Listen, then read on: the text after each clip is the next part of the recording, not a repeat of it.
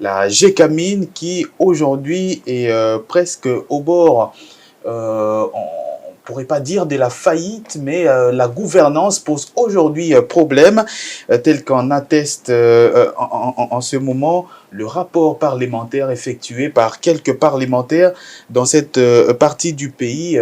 Un rapport effectué sous la conduite du député national John Kabea. L'entreprise de l'État, la Gécamine, perdrait jusqu'à 47 millions de dollars américains en tentant justement de relancer la production d'une manière qui ne devrait pas l'être. Aujourd'hui, la Gécamine, qui vit essentiellement des bénéfices effectués par ses partenaires d'autres entreprises minières. Mais comment en est-on arrivé là et quelles pourront être les conséquences notamment de ces rapports parlementaires accablants pour la direction de la Gécamine? On voit les tout dans cet élément.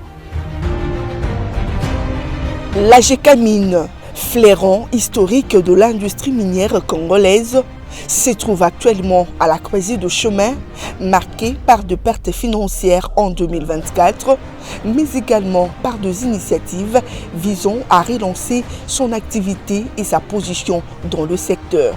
Selon un récent rapport, la société minière d'État a enregistré une perte de 47,4 millions de dollars américains après vente pour l'année 2024.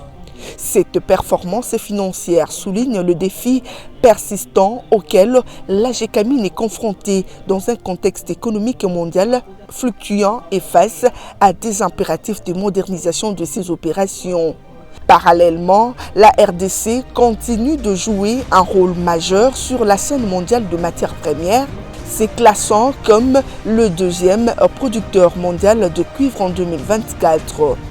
Bien que ce chiffre englobe la production de divers acteurs du secteur, la Gécamine demeure un acteur clé, notamment à travers ses participations et ses propres activités d'extraction. En témoigne la négociation en cours avec Glencore pour obtenir sa part de production en nature de la mine de Kamoto Copper, une démarche stratégique visant à renforcer son accès direct aux ressources. Le défi ne manque pas pour la Gécamine. Outre les pertes financières, l'entreprise a été confrontée à des critiques concernant la gestion de ses ressources, avec notamment la dénonciation de dépenses jugées excessives par la société civile. L'accès à une énergie fiable reste également une préoccupation majeure pour l'ensemble du secteur minier en République démocratique du Congo. Et la Gécamine a engagé des discussions avec la SNEL pour trouver des solutions durables à ces problèmes. Cependant, de signes d'espoir se manifestent quant à la volonté de redresser la situation. En novembre 2024, la première ministre a exprimé son soutien aux efforts de redressement de l'entreprise, reconnaissant l'importance de la Gécamine pour l'économie nationale et soulignant le rôle crucial de partenariat pour l'avenir. Sur le plan social, un accord historique a été signé en septembre 2024 avec la CNSS pour améliorer la prise en charge des retraités de la Gécamine et régler les arriérés de cotisations, ce qui pourrait apaiser les tensions sociales et créer un environnement plus stable pour l'entreprise. Face à ces défis et opportunités, deux voix au sein de la société civile appellent à une réforme structurelle de la Gécamine. Des propositions ont été faites pour une révision de son cadre juridique et statutaire, un désengagement progressif de l'État dans la gestion opérationnelle et une recherche de financement alternatif via les missions de bons du Trésor. L'année 2025 s'annonce donc cruciale pour la Gécamine, où les efforts de redressement devront se traduire par des améliorations tangibles de sa performance financière et opérationnelle. Le rôle de l'entreprise reste donc central dans le développement économique de la RDC et sa capacité à surmonter le défi actuel déterminer en grande partie son avenir et sa contribution au secteur minier congolais. Et voilà donc pour la situation au sein de la Gécamine. Un rapport Tony Antoine Dibendila qui accable aujourd'hui la gestion, qui remet même en cause la gestion de la générale des carrières et des mines. aujourd'hui, les députés nationaux, notamment, et l'ensemble même de la population de cette région de la RDC, a peur que la GECAMIN puisse connaître le même sort que d'autres fleurons de l'économie nationale, parmi lesquels la MIBA, notamment aujourd'hui. Est-ce qu'il y a urgence aujourd'hui que l'on puisse redresser la direction de la GECAMIN? J'ai eu la possibilité, l'opportunité de voir quelques passages du rapport parlementaire remis au président de l'Assemblée nationale, Vital Kamerhe, il y a quelques jours déjà.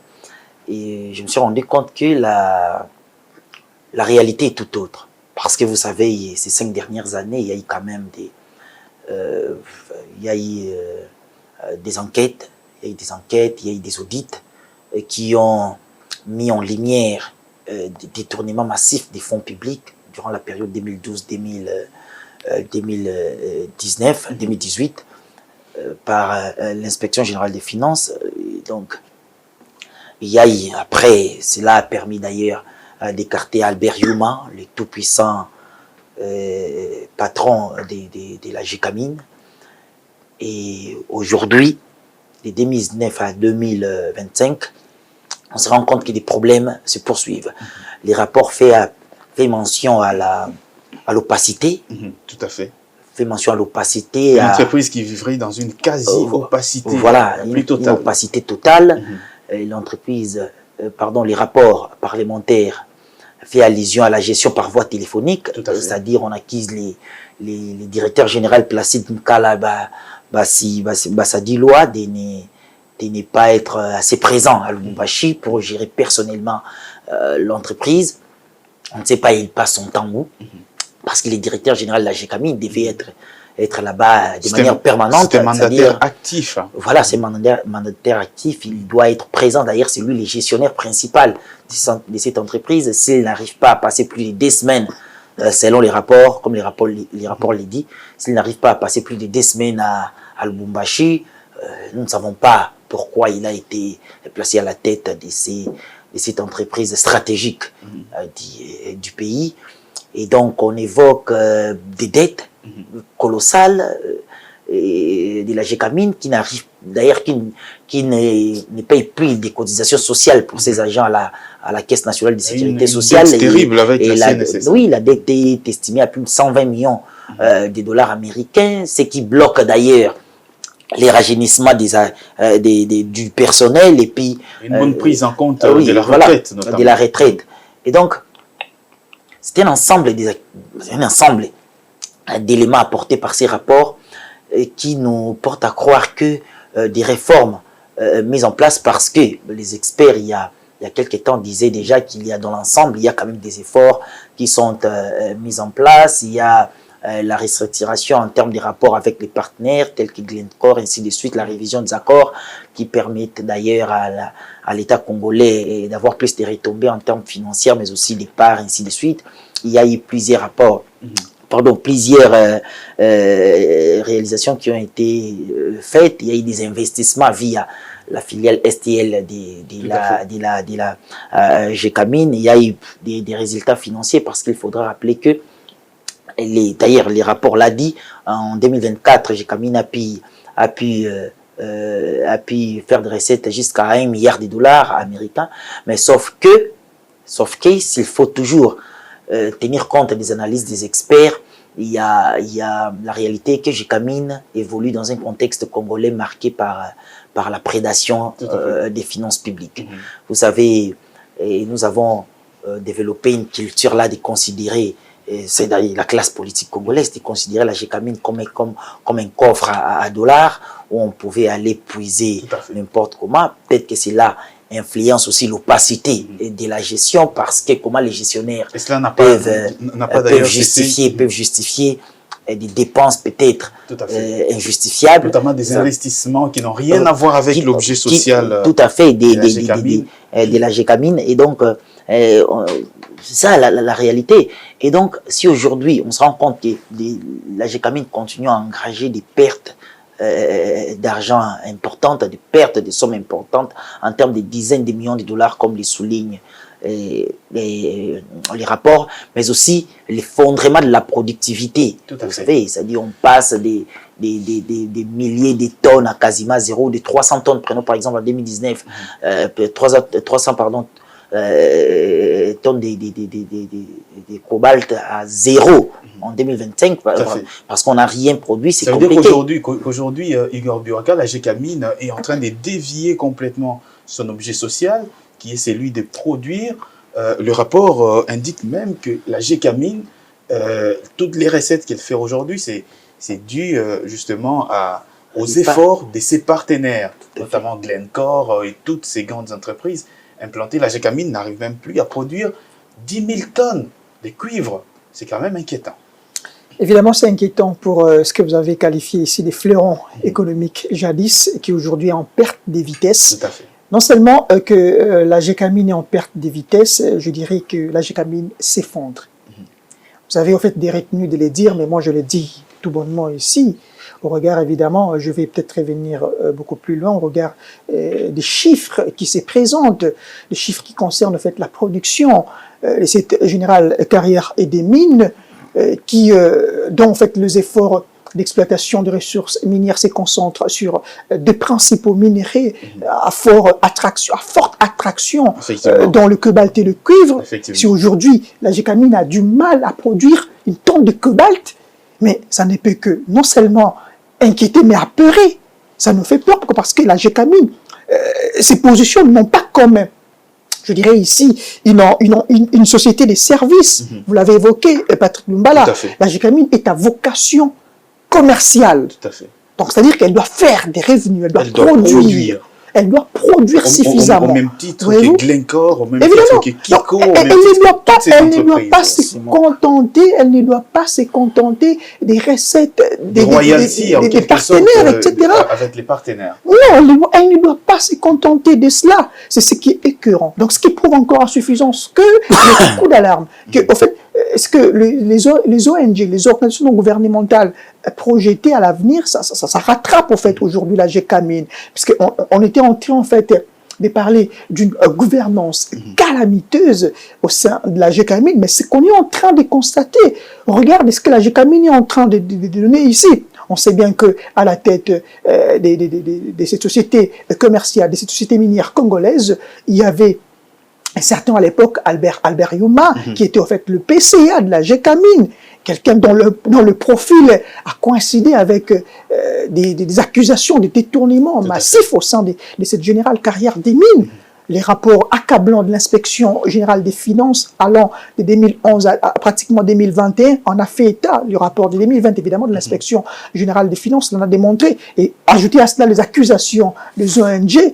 Et voilà, les mêmes personnalités a été encore précisées dans l'enquête du Congo Hold Up. Ça prouve à suffisance comment il se pose un problème de gouvernance. Aujourd'hui, encore même dans le rapport parlementaire dont on est en train de faire mention ici, on parle au fait de fonctionnement sans budget ni planification, Patrick Lumbala. Comment voulez-vous qu'une société comme la Gécamine puisse fonctionner sans planification? Tout à fait.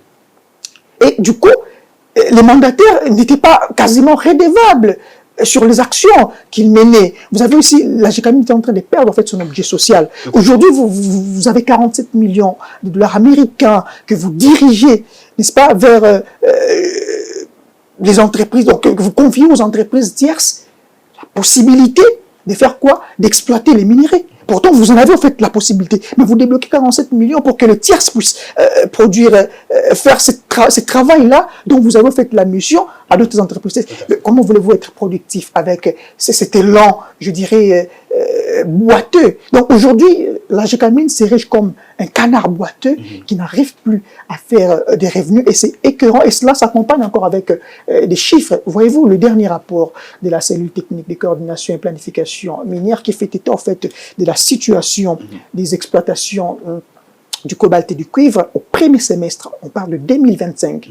Un récent rapport au premier semestre 2025 sur le 92 entreprises ou sociétés minières existantes, c'est vrai, figure la Gécamine, mais 0 tonne produite en 2025, 0 tonne produite pour le cuivre en 2025, 0 tonne produite pour le cobalt en 2025. allez-y comprendre comment l'entreprise est en train de s'effondrer. Tout à fait. Si on se réfère encore au rapport parlementaire, on montre qu'en l'espace de 5 ans, la Gécamine, la production au sein de la Gécamine s'est effondrée de 60%, Patrick Mbala. C'est courant. C'est courant, mais comment voulez-vous faire de recettes? Comment voulez-vous mobiliser assez de ressources avec ces entreprises qui présentent en fait des profils, je dirais, vraiment boiteux? Donc c'est vraiment écœurant, c'est une situation à prendre au sérieux et on doit avoir beaucoup plus de lumière quant à ça. Et on doit renforcer la gouvernance et la transparence au sein de cette société minière. Et tout à fait. Au sein de cette société minière, Tony Dibendila, Igor l'a évoqué ici, depuis 2019, la Gécamine est passée de 25 000 tonnes de cuivre notamment et 300 tonnes de cobalt à pratiquement 1500 pour le cuivre et 0 gramme de cobalt depuis 2019. Ça, c'est quand même inquiétant et ça doit alarmer au plus haut point l'État congolais ici à Kinshasa. D'ailleurs, je vous rappelle que c'est contradictoire d'ailleurs avec l'augmentation des revenus de la Gécamine. Tout à fait. Déjà, je commence par souligner un fait. Comment expliquer que la Gécamine pourrait fonctionner ou fonctionne sans budget et rien n'est planifié? C'est-à-dire, il y a de l'opacité et un flou visiblement entretenu. Je donne quelques chiffres. Déjà, parce qu'il faudra souligner, après les codes miniers, il y a une augmentation drastique des revenus pour la Générale des carrières et des mines. J'ai quelques chiffres ici, collectés auprès des experts. Il y a déjà en 2020, les chiffres d'affaires de la Gécamine avaient grimpé jusqu'à 324 millions de dollars. Alors, une année plus tôt, c'est-à-dire en 2019, c'était à 246 millions. Donc, il y a eu une augmentation quasiment de près de 100 millions de dollars. Et durant la même période, bizarrement, la Gécamine, alors que de 2019 à 2024, ses revenus augmentent de près de 100 millions de dollars. Et la perte, en fait, le perte de ces revenus ont également augmenté. C'est-à-dire, en 2009, c'était 140 millions. Et en 2020, c'était 160 millions de dollars américains de pertes.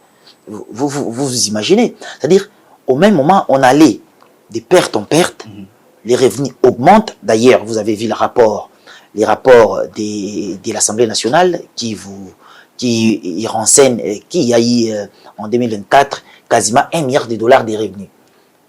Des fonds qui pouvaient aider à relancer la Gécamine, mais visiblement, on se rend compte que l'entreprise est toujours déficitaire.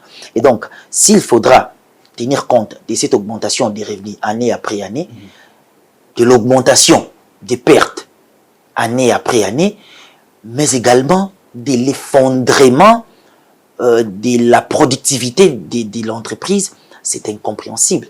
C'est-à-dire il y a une gestion assez étonnante, mais je me demande comment est-ce qu'après des enquêtes, des audits, on a pu mettre sur la place publique des détournements massifs des fonds qui ont entraîné les licenciements de certains gestionnaires. Et aujourd'hui, en 2025, on revient pour décrier une telle gestion, c'est-à-dire des contradictions des gestions. D'une part, vous avez des revenus qui augmentent. C'est-à-dire, la Générale des carrières et des mines est devenue les gestionnaires des parts de ses partenaires. Tout à fait. C'est contradictoire et ce n'est pas normal. C'est-à-dire assez... Et cela constitue quand même déjà un danger pour le secteur minier. Si déjà c'est lui qui est censé avoir le monopole premier sur l'exploitation minière du cuivre, du cobalt notamment, laisse quasiment ce monopole-là aux entreprises étrangères. Et moi, je crois qu'il y a des indices sérieux de mégestion et même des dilapidations des fonds publics, mais aussi il y a ces rapports, me paraît comme une dénonciation flagrante d'une mauvaise gestion et d'une incapacité managériale assez avancée. Et donc, je crois d'une part, il faudra vraiment, les pouvoirs publics, c'est d'ailleurs le président de la République qui nomme ces gens-là. Je crois que ces gestionnaires, pour être un peu plus poli, je crois que il faudra qu'il regarde un peu plus près la gestion, mais aussi si l'inspection générale des finances peut regarder un peu plus près une fois de plus pour identifier ces contradictions. D'une part, vous avez l'augmentation des revenus, d'autre part, vous avez l'effondrement de la productivité, mais aussi une augmentation drastique de pertes. C'est-à-dire, c'est difficile à cerner, à concilier, et donc ça ne fonctionne pas.